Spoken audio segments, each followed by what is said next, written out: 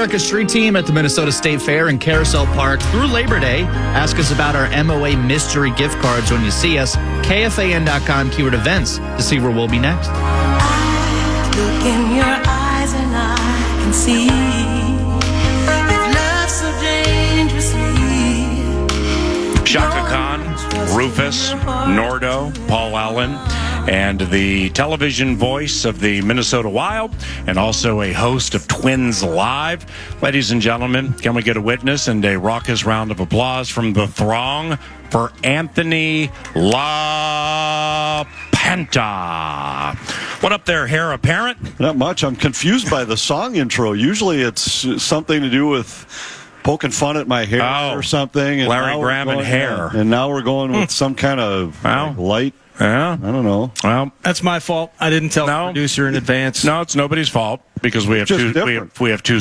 I was just curious. It'll be the next one. All right. Yeah, for sure. With Larry Graham playing. Usually you have a reason for when you do that stuff, and I figured it.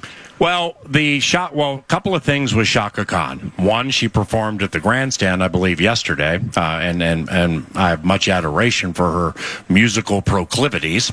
Secondly, that song "Through the Fire." 9 to Noon, your journalistic integrity leader, where you're about ready to come through the fire with some of these Minnesota Wild-related questions.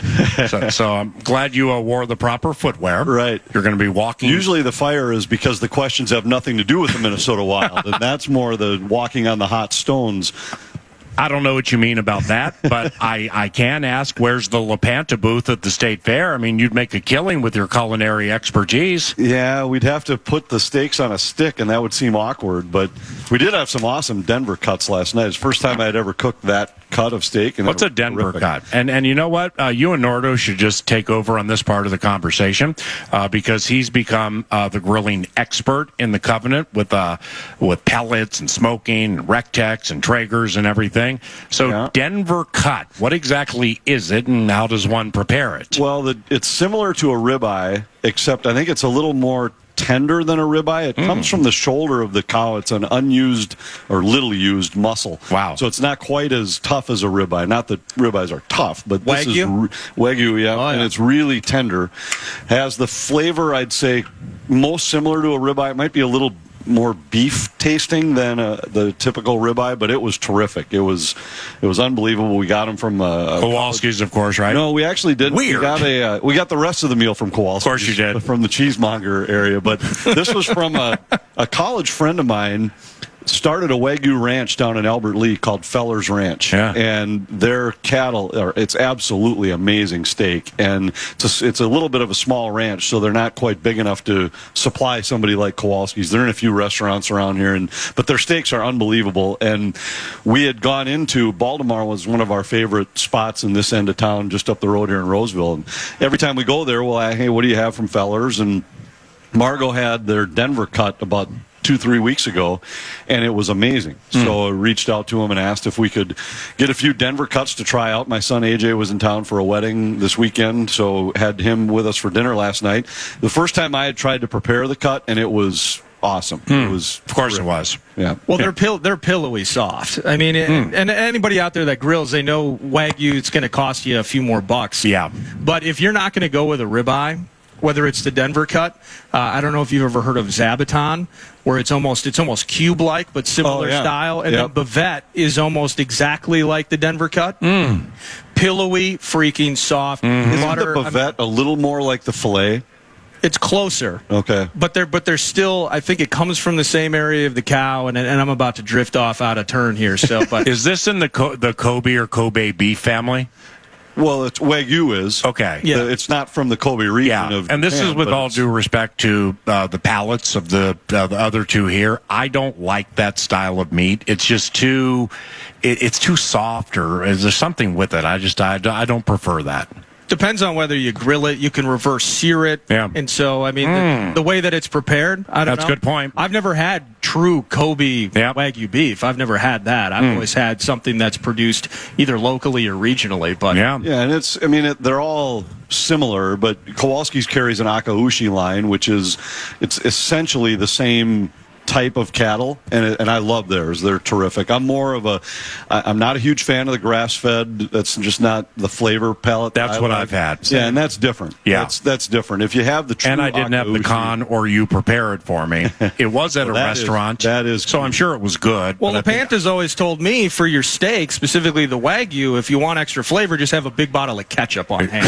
Right, just have the big bottle of ketchup solves all the problems. Just pretend throw yourself back like as if you're at Mr. Steak back in 1982, and you dump a bunch of either A1 or Heinz. Well, how would you have handled this last night at my house? Okay, we had a couple of dear friends of ours, Patrick and Wendy, church friends of ours, over for steak, baked potato, broccoli, salad, shrimp cocktail, and all that. So that was the meal last evening. Sorry, I didn't put it on Twitter, but nevertheless, a member of the party whose name will not be announced demanded, in not mean fashion, but absolutely required the steak to be medium well. To be well done. Oh boy! And I just get them a hamburger. Yeah, and just call it good. I mean, you guys are snobs. How do you handle that? Well, if you have to know your personnel. So there are some guests we have that KYP, know your personnel. We always talk about that. Mm-hmm. And if I know they're coming, I'm certainly not gonna spend the money on a cut of Akaushi ribeye because you're gonna destroy it. Correct. Yeah. So if they want it well done, just grab a lesser piece of steak. And you go to the grocery store, grab them a tenderloin. Wow. Yeah. So the 19 and a piece or whatever I spent on the ribeye. That's a waste. And there are some cuts so you're the one who eats porterhouse. There are some cuts of steak that you can cook a little bit more than others, and in fact the Denver cut you can go to medium rare and maybe even a medium and it'll still be tasty, but I wouldn't do it. If you're gonna eat steak like that, don't get steak, in my opinion. But that's how the steaks were served at my house growing up. Quite often, when my mom and dad would buy great cuts of steak, then they'd overcook them, and Big time. Steak night wasn't exciting at that point. Overcooked steaks, the driest pork chops on the freaking plate. My childhood in a nutshell. If you're gonna buy the meat, cook it how you want. That's what I say. Yeah. Right. So, do you have favorite foods at the state fair? Since you're a snob. You're a food snob. I am a food snob. I'll admit that. I like to say that I just know what I like. Yeah. But there's a few. Some of it is just familiarity. So when I was growing up, we just had this debate whether I should call him my oldest friend, because he isn't the oldest human, but he's been my friend the longest. We've been friends since we were 5 years old. Longest tenured friend. That's a good way to put it. And his mom used to have a mud pie stand here. So when we were kids, we would. And the kids, like junior high school, we would help make the mud pies first for weeks in advance, like scooping the ice cream into the pie tins, whatever. And it was in the food building. So then it became familiarity, whoever was close by. I had another friend who had the kebab stand. I think there's maybe 2 of them still out here. So those were my favorites just because they were right next door. I did last year after I left the show with you. I stopped at a place, I think it was, I don't know, it had some Italian feel to it. I got an Italian sausage sandwich that wasn't too bad. Yeah. Wasn't as good as the Dagos in my kitchen, but it was close. The what in your kitchen? The hot Dago sandwiches. Dagos or Dagos? Dago. And I can call them Dagos because I'm Italian. So you're trying to get 9 to noon canceled at the state fair, dropping a Dago bomb on somebody. Yeah. No, it's the Norwegian line from the movie, like, you bring a gun to a knife fight, you Dago bastard. There's one of the from the Untouchables, I think. Yeah, I believe it is the Untouchables. But I won't say which is the rest of this segment when we continue with the Dago bomb. Yeah. Anthony LaPanta, not only with the Wild, we'll get into that momentarily. KG, Kevin Gorg's going to be here at 11. We're heavy on the Wild with him. But first, with the Minnesota Twins in this series against the Rangers, some dramatic victories. They win 3 of 4 against one of the better teams in the American League or baseball. Texas has found it. Well, we put Texas in a spot with Seattle getting hot, where Texas was in first when they got here, and they left not in first. So I believe it was like that. So, I mean, that's absolutely beautiful. And now Cleveland's here tonight at 6:40. A, are you on TV tonight? And B, what'd you think of that series against the Rangers? Well, I have the week off, which just found out last night that I had the Monday, Tuesday, Wednesday series off. As Nordo can attest, I'm not quite as tuned into my calendar maybe as I should be. But I have the week off, so I don't have this Cleveland series or the trip to Texas. I think I'm back on next week. But the series this weekend was strange. They caught Texas at the right time. They're reeling right now. They've lost 9 out of their last 10 and had come in on a 6-game losing streak. And the Twins have a little something going right now where they're starting to gain a little traction with just finding ways to win games. The game Thursday night, they really had no business winning and had hit 4 solo home runs but hadn't done anything else offensively. And all of a sudden, in the last inning, they come to life. Jeffers comes off the bench, big 2-run pinch hit home run, and they win the game. And yesterday's game, down 5-zip. Anytime you win a game down 5, crazy, it's a good win. Yeah, and that was the Jordan Montgomery game too, right? Yeah, and Montgomery's a badass for these Rangers. He is, and they chased him from the game. They pulled him in the 6th inning with a couple guys on, and before the inning was over, Lewis had hit a grand slam, and it's 5-4, and now you're back in it. They still had to have a lot. It was some bad baseball yesterday. The bottom of the 9th, they scored the tying run with the help of 2 walks, a balk that was, I think the umpires got it wrong in terms of number of disengagements with the rubber. Nice. Then a wild pitch. They needed all of that to get 1. In the 12th inning, they got a walk, a wild pitch, and they made a base running mistake, still scored 1 to tie it. And then in the 13th, they get their gifted runner at second. With 2 out, he's still at second. They haven't done anything to move him. But then the guy walks 3 in a row and they win the game. So they're just finding ways to win these games. It was ugly, but it was a win, and they're in command right now. They're up 6 with 31 to play. Cleveland, they've got 6 with Cleveland in the next 10 days. Yeah. Cleveland probably has to win 5 of those 6 to have any chance, and I just don't see it happening. They haven't been able to string anything together. And this club's going to be in, and Texas is now a potential first-round playoff opponent. Yeah. Is MLB considering eliminating this gifted runner thing, like into next season? I don't know. I haven't heard any talk about it. I don't dislike it only because it's the same for both teams. It would seem to give an advantage to the home team because if you shut them out in the top, you bunt the guy over, and you got a chance to win a game without a hit in the bottom of the inning. Yeah. But like yesterday's game as an example, took 4 hours and 10 minutes, and if they hadn't been given gifted runners at second base, I don't know if anybody ever would have scored the way it was going. Great point. So it's kind of nice to know that the game it's likely to, and that 13 innings is about as long as you'll see. Most games are over in 10 or 11. Yeah. And it doesn't, part of it is because for the fans, 4+ hours is long.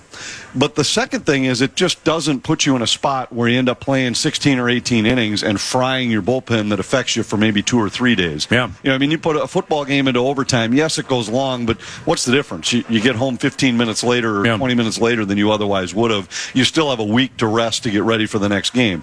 Hockey maybe goes on for 10 more minutes, and that's about it. Baseball, you just never knew. You could end up having to use 6 pitchers. Well, now you play somebody else. Let's say Cleveland coming to town tomorrow.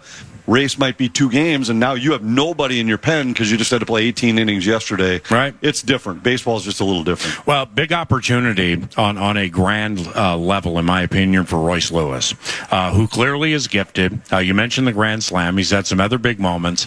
And what could be deemed as the identity of the Minnesota Twins, Byron Buxton, he's just never available. So when I say big opportunity, Royce Lewis is becoming the identity of this team. And I mean, we can split between Sonny Gray and Pablo Lopez, anything in the bullpen, Kepler, whatever you want to talk about. This kid is so young in his career and has had enough moments to this stage, with more coming, where he's becoming like the chief identity of this bit. Yeah, and whatever it is, he has it. And that is he's got some leadership to him. He's got a magnetism about him. He's always got a smile on his face. And no spot's been too big for him. Yeah. We compared it during this series. His numbers he won't have enough at-bats or plate appearances to qualify for anything because he was hurt this year. But among rookies that have the same number of plate appearances, he's got the highest batting average. He's got the second highest OPS. He's got the best batting average with runners in scoring position. He, compared to other Twins rookies, is going to go down as one of the best first-year guys they've ever had among guys who have played his number of games. And I just think no spot's been too big for him. Yesterday was a perfect example. I mean, that swing changes the game. If Lewis doesn't come through and it's still 5-zip at the end of the 6th inning, it's game over.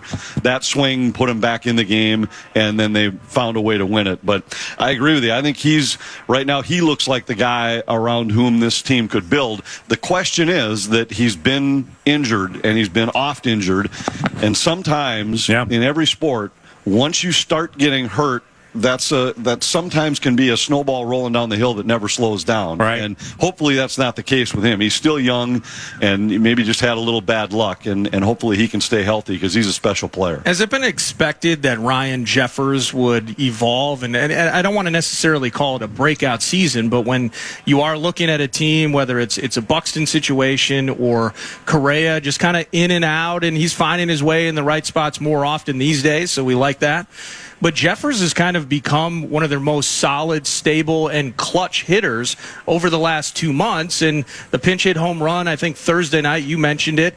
And I think he just missed in foul territory. Was it yesterday? Yeah, yesterday. Could have tied that thing up, Yep. ends up getting K'd. But all the same, Ryan Jeffers making a massive jump. Yeah, he has, and it has been a breakout season. We talked a little bit about him during this weekend series, too, that it was about mid-June. He was hitting around 220. And since that time, he's really been a different player. And since that time, again, he still has never played 100 games in a single major league season. So it's hard to really say that this is what he is as a player. But from that point, I think it was June 20th, we cut it off. He's been like a 340 hitter. There's only one catcher in the league that's had a higher average than him, that's produced more RBI per at bat than him. And he had an interesting comment about a week and a half or so ago and said, I want this to be Ryan Jeffers, not Ryan Jeffers on a hot streak. Yeah. And he's been determined to become a more consistent hitter, and I think he's become that. Tim Laudner's talked about him a lot. He likes the work he's put in behind the plate defensively, gotten better that way. He's become a better than average pitch blocker, I would say. And they did throw out a couple runners in this series against Texas as well. So I think the Twins they've had a nice boost from their two catchers. He and Christian Vasquez have been a good tandem. Now, Anthony can be found via Twitter at Anthony LaPanta. And he had a tweet that was quite interesting to me yesterday. Maybe you can explain it. It's self-explanatory, but what compelled you to tweet it? Sonny Gray. In 20 games started without a home run allowed, Gray has walked almost 4 per 9 innings pitched. In 6 games started in which he has allowed a home run, Sonny Gray has walked a total of 3 batters in 39 innings pitched. Can you repeat the part of the stuff where you just said all about the thing? I was fascinated by the stat, and what got me to look at it is he's the stingiest pitcher in all of baseball in terms of home runs allowed per inning. He gives up fewer home runs per 9 than any pitcher in the game. But it's interesting that in the 6 games, he's only given up 6 home runs in 26 starts. In the 6 where he's allowed a home run, he doesn't walk anybody. And in the other starts, he walks too many. And I asked Glenn Perkins about it because I found the stat fascinating, and he actually said he had talked to Sonny about it, that Sonny has a tendency to nibble because he doesn't want to give up the hard contact in the middle of the plate. So when he lives on the edges, he walks more guys. He winds up running the pitch count up. He's been shorter in his starts, and he's been vocal about wanting to pitch deeper into games. But a part of the reason he hasn't is he gets the pitch count up in the 5th and 6th inning because he's walking 3-4 guys per start, but keeping the ball in the park.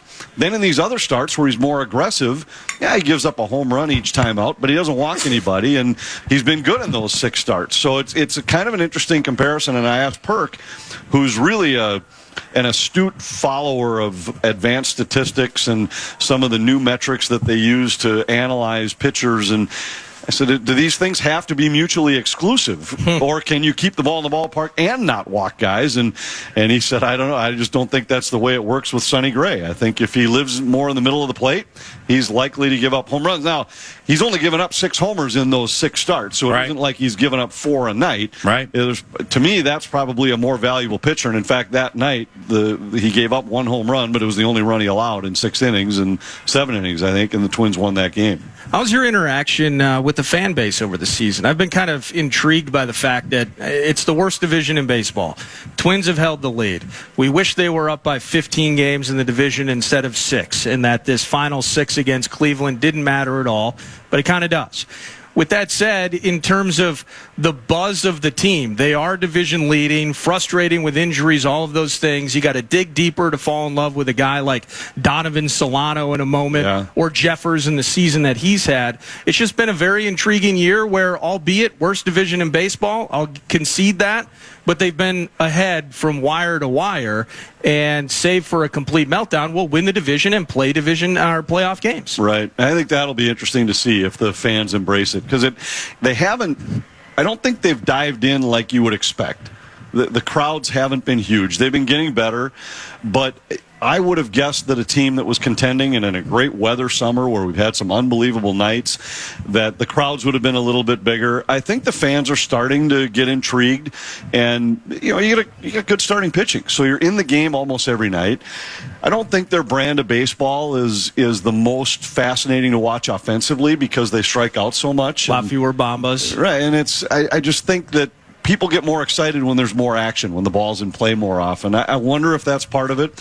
But I also think that you'll see if this team, they're going to be in the playoffs. And I would imagine as we head down those final few weeks, people will start to jump back on board, and we'll see the kind of buzz in that stadium that we've seen in the early years of Target Field. The crowds, when there, I will say that the rule changes have really been good for baseball. They've sped the games up.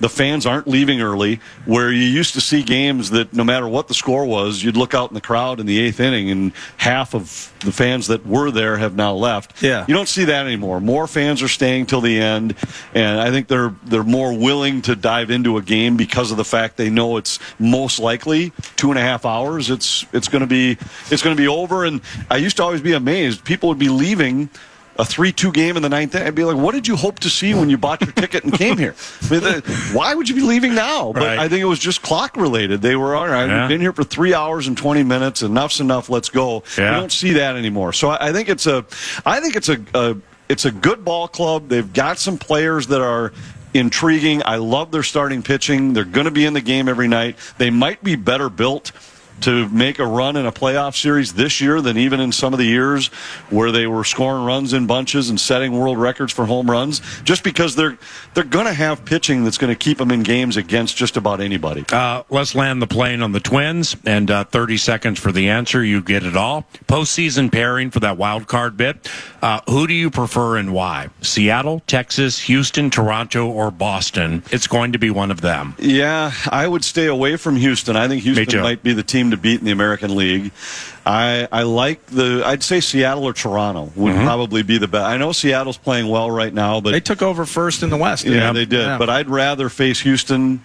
I'd rather face them than Houston. I'd rather not see Texas. I think Texas has been, other than this last week and a half, have been really good. And Boston seems to be a little sneaky, where there's just something about them that I going into Fenway to try to win a playoff game. I'd rather. Well, we'd have them all here. Yeah, I'd rather see them just go up against Seattle. Yeah, well, Seattle or Toronto. But Texas has some fraudulent to that hitting lineup. Like Simeon, you can't find Simeon with a searchlight over about the last month, and he was he was the identity with Seager for the first part of the season. Yeah. Nathaniel Lowe will beat you with a single and 2 walks here and there. Garcia, he's in and out, and when he's in, it's really good. Seager's the bomb, one of the best players in baseball. But then you get down to like Grossman and Jankowski. They got a little bit of fraud to them all weekend, a little bit. And this 10 games, though, this was The Twins caught them at their worst time. Yeah. They had won 12 out of 14 prior to this stretch, and I looked at their numbers. They're hitting almost 300 as a team. Yeah. Now the last 10, they're like 179. It's crazy how you get a whole team that can slump at the same time. Your Minnesota Wild are very close to the regular season. Anthony is the longtime TV play-by-play voice for Wild hockey on Bally Sports North. When we return, we will see what excites the box about the Minnesota Wild and chat more with the heir apparent Anthony LaPanta on Fisher and Spitz. Nothing defines Minnesota quite like its 10,000 lakes, and we need help keeping them beautiful. Post on social media using the hashtag #BeerSavesLakes to help us in Conservation Minnesota protect the lakes, rivers, and waters we love. Hashtag #BeerSavesLakes.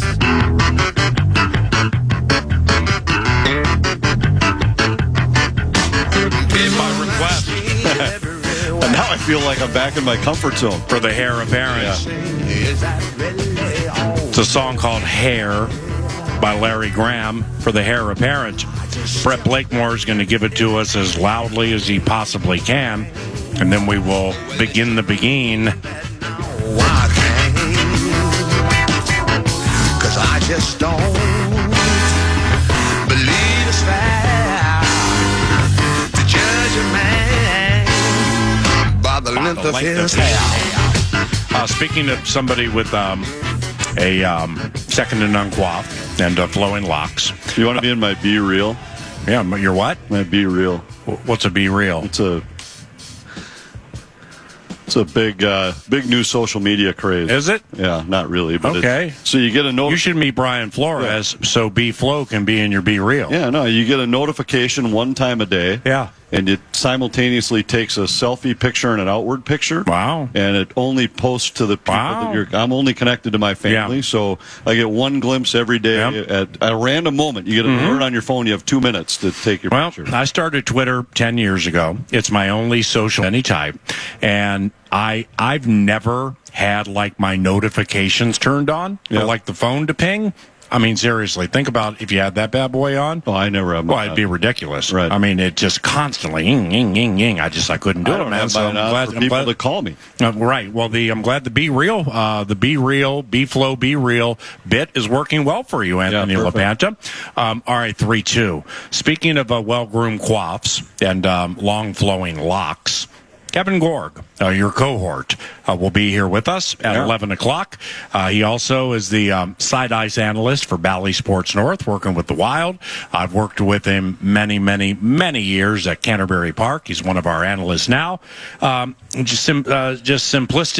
Simply speaking, what's it like working with Kevin Gorg? Oh, boy. Thank you. Yeah. Thank you. How many segments we have left? Thank you. I've known Kevin for so long. Every time we tell the stories, it really is amazing to me the number of years ago that we first crossed paths, and the number of times over our lives we crossed paths before we started working together full time. And this goes back to when he was a goaltender at the University of St. Thomas. Wow. I was doing college hockey at St. John's University at the time. Wow. Watched him flip off the crowd during a game and thought, who is this nut? Was that before or after Bill Murray cussed him out? This was before. Okay, thank you. Yeah, this was when he was still in college playing. And when Bill Murray cussed him out, that was in the middle of, I kind of forgot about that part of the story. He started working with me because he was coaching high school hockey at Mounds View. Yeah. And first I crossed paths with him at Burnsville when they got blown out during the Jefferson trifecta when they won their 3 in a row. They beat his team in a section final. Yeah, but 10-1. FIGA, Fairness and Gorg Act. You can't mention that part without mentioning he did house a state title. No, he won a state title as a player. Thank you. So then he was at St. Thomas playing when I saw him flip off the crowd. Thought this guy's weird. And they did win the game, I should add, because St. Thomas was a lot better than St. John's back in those days. Then he was coaching at Burnsville. We were calling the game on local cable TV, and I remember they were down 5-0 after the first period. And I told our sideline guy, hey, you might have to find something else. I can't imagine Gorgie's going to want to do this first intermission interview. And he says, no, here he comes. He's walking down the hallway.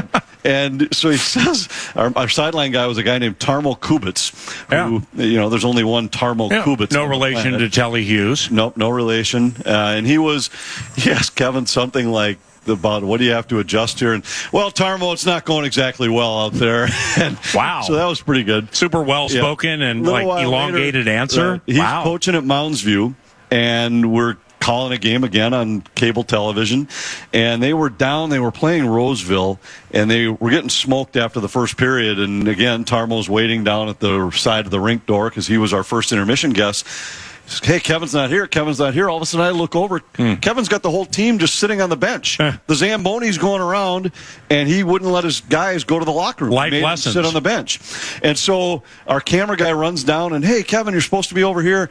He runs across the ice, dodging the Zamboni, does the intermission interview, and he says, well, I told my guys, you embarrassed me in the first period, I'm going to embarrass you during the first intermission, and made him sit there. So as these things are happening, this guy's got a little color to him, and he's now a couple of years later, he's in the section playoffs against White Bear in the first round, and we were going to do the second round, so I went to the two coaches and said, whoever loses has to come and be my color analyst for the rest of Section Hockey Week on KABL cable television. Yeah. Well, Gorgie's team got beat. They were the 4 seed. They lost to the 5 seed. And Gorgie comes walking off, and, I guess you got your damn analyst for the rest of the thing. And so he and I do these section hockey games that week. We did 6 games in 4 nights, and we had the most unbelievable run of overtime games that was just one after another and we were having a blast, and he was a natural. And so I was doing the state tournament on the radio that year. I said, Kevin, why don't you come and be my analyst for the state tournament on the radio? So he comes and he does those games with me. And from that point on, it's funny how each place that I landed, I'd be like, hey, we need a guy, let's bring Kevin. I got the job to be the Gopher pre- and post-game host, and I went to our boss and said, hey, I got a guy who would be a great analyst. So he came, he was my analyst there. I started doing Wild pre- and post-game shows. I said, hey, can we bring Kevin Gorg? And so we've continued to go somewhere along those lines. I was doing Saints games, and he became our sideline reporter for the Saints. And that was when he had his interaction with Bill Murray that I'm sure will tell you the story if you ask him, but at one point during the game, he was up against the wall with Bill Murray holding him against the wall in the press box, threatening him. I didn't know that. Yeah, it was not good for a lot of reasons, and he was rattled. Kevin was unlucky. I mean, in that situation, you need Bill Murray to punch you as hard as he can in front of people. The GM came sprinting up because then you're loaded. Yeah, and I think that's what our general manager was worried about at the time, because Kevin was filling in the booth that day. It was a 4th of July game. For Webby? For Dana Kicker, who was my color guy. But Dana was busy that day. Kicker Field out in Fairfax. Yep. Town Ball. That same guy. Wow. So he was my analyst, and Gorgie was the sideline guy, and he'd go out in the parking lot and visit tailgaters and stuff. But that day, Dana couldn't be there, so Kevin was doing the color. Sweet. Bill Murray was sitting down in the GM's office listening to the broadcast and took offense to Kevin saying something like, we always knew this guy had the talent. And he came up there and he's like, who made you a baseball guru? Wow. Kevin thought he was kidding. I thought he was kidding. And then when all of a sudden he shoved him against the wall, we were like, oh boy. And the GM had known that Bill was riled up, so he had followed him up the steps, I'm sure, for the reason that you're suggesting, he wanted to make sure this didn't turn into something worse. But so that was Kevin's last game with the Saints that summer. and he, I don't think, was the biggest Bill Murray fan after that. But it's been great, and we have a blast together. And, Gorgie's one of a kind. He's a high-energy guy. Awesome. And he's we used to have a deal that he had to keep all of our wives abreast of what we were doing on the road, because he was a lot more quick to communicate details, where we went to dinner last night, where we were having lunch today. And so we just said, can you just be the guy that texts all of our significant others at home to keep them abreast of what we're doing? Because he's a lot more tuned into that. Margot loves him. It's great. 2 minutes, and just a couple on the Wild. We got KG here later, Russo later. I mean, the Wild will be covered en masse with the show this week. But with Anthony, it's good chatting Twins and just mixing it up with him, because he's done what he's done at a high level for so long. He has so many great stories. Is Kaprizov a long-timer here? I think he is. He's got 2 years left, and I just think the timing is going to be right, where when his deal needs to be extended, we'll be at the point where the Wild are out from under the buyouts of Parise and Suter. Yeah. And that's why a lot of people talk about, hey, you're going to have $15 million to spend. Well, there's a pretty good chunk of that's going to go to Kaprizov, and I just have a feel that they'll get that deal done, and he'll probably be able to name his price, but I think they'll get it done. How did losing Matt Dumba hit you? He's now a Coyote. Yeah, he had his moments over the years where he was a frustrating guy for the coaches to watch, but he was a high-quality human, and that's going to be missed. And his stuff off the ice, his involvement in the community, was all legitimate. Sometimes you get pro athletes where they attach their names to things because they think it's what they should do. With him, it was real. And that'll be missed, as will he was a magnetic guy among the teammates. He was a leader inside the room. Everybody liked him. I think they'll be able to replace him, at least to some level, on the ice, but it's all the off-the-ice stuff that's going to be really tough. And to say replace him on the ice, it's not a given, but it sure looks like Brock Faber has all the tools to be a terrific top four defenseman. Yeah. But Dumba if they could have kept him, they would have. They loved him. I talked with Billy Guerin about it this summer. He said, look, if there was a way to make the numbers work, we would have kept him here, but it just didn't. It's the nature of the business. They had to let him go, and it'll be tough. It'll be really strange to see him in a uniform other than a Wild sweater. Continued success, my brother, and thanks for coming by, all right? Anytime. Anthony LaPanta, ladies and gentlemen, can we get a round of applause? He was nice enough to stop by the KFAN booth here at the State Fair and to amplify the presentation, which is exactly what's going to happen around the corner with a feature we debuted last week. It is called the Sunday Sizzle, and it'll be some activity from over the weekend. They had a little sizzle to it, tie a sponsor to it, and boom, everybody's happy. KFAN, The Fan. The Fan is broadcasting live at the 2023 Minnesota State Fair from Carousel Park, presented by Meshbesher and Spence. We'll be broadcasting live every day from now through September 4th. Come buy your favorite fan merch, learn about your shot to be the Meshbesher and Spence Rube of the Day, and win a $200 Visa gift card. KFAN.com, keyword events for more info.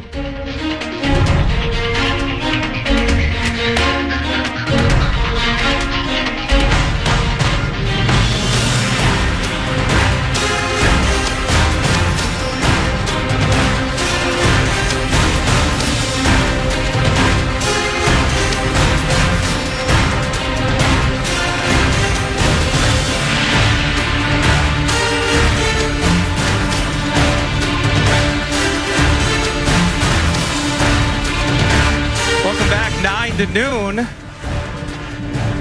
Sunday/Saturday Sizzle is a new segment throughout the football season, and it's brought to you by my buddies at Northern Fire Grilling and Barbecue Supply.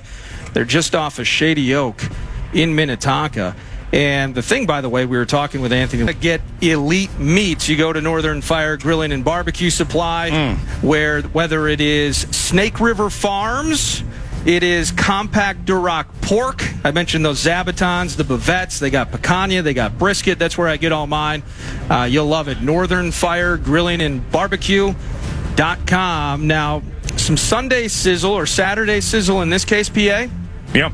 Jaron Hall, we talked about him earlier, and up and down day, whether it's the third and fourth offensive line, whatever factors you want to put into it, he takes 6 sacks. I know he had a bad pick. Right. Jaron on the boot, Jaron on the rollout was absolutely spectacular, so I had to start Sunday Sizzle with Jaron Hall's third preseason game. It's a good way to start, and it just really shows you, if you watch preseason games, and we try to share this the best we can 9 to noon, because the personnel with whom you are playing and the calls that the coaches are putting into the game, well, your success or failure is largely predicated on others around you in the ultimate team game. Specifically, the coach dialing up certain plays if you're a quarterback. I was having, and I think Kevin may have made this public, but in chatting with the coach before the game, in recording the pregame bit that I do for KFAN a few days before the game. I mean, Kevin, we'll chat a little bit before the interview just to kind of get squared away on certain things. And he made it abundantly clear to me because he had no idea the team had not won a preseason game for 4 years and had lost 9 consecutive. It kind of bugged him. And he's like, we want to win this game. So, winning the game is important. Now, they lost it, so there's that. But the point being is the plays Jaren Hall was running early in the game, those are types of plays we will see in the regular season. Kirk Cousins, when he goes on what's known as a bootleg, where you either hide the ball down by your hip or you go play action and you roll out right or left, you stop, you plant, you fire. Those are really, really good Kirk Cousins plays. In fact, I think they're his favorite. But nobody uses, or few people use boots or motion or pulling offensive linemen during the course of the preseason. You don't want to show that in games that don't count. Well, O'Connell and Flores early, the plays they were dialing up, specifically with those bootlegs for Jaren Hall, I mean, those were regular season-esque plays. What happened? We jumped up 14-0. Arizona had no idea what hit it early in the game. Well, then you pull back and things change, and the team has the right to run you down. I agree with you. Hall looked terrific on the bootleg. Very, very comfortable. Sunday Sizzle, brought to you by Northern Fire Grilling and Barbecue Supply, northernfirebbq.com. More Saturday sizzling for you, PA. Jay Ward. We saw maybe what would be, you talk about regular season offensive plays. I think we saw at least one maybe on defense as Jay Ward is uncovered. He smacks Clayton Tune. Ball hits the turf, gets recovered. Maybe it was Troy Reeder, and that was part of that 14-0 jump that we saw early on. Jay Ward, however, kind of from a depth standpoint, might be deep. I thought he sizzled a bit on Saturday. What are his prospects maybe for making the team and continuing to sizzle into September and beyond? For those who watched and or listened to the game, I mean, that play caught me off guard. He got in there so fast that, I mean, I didn't even know it was him.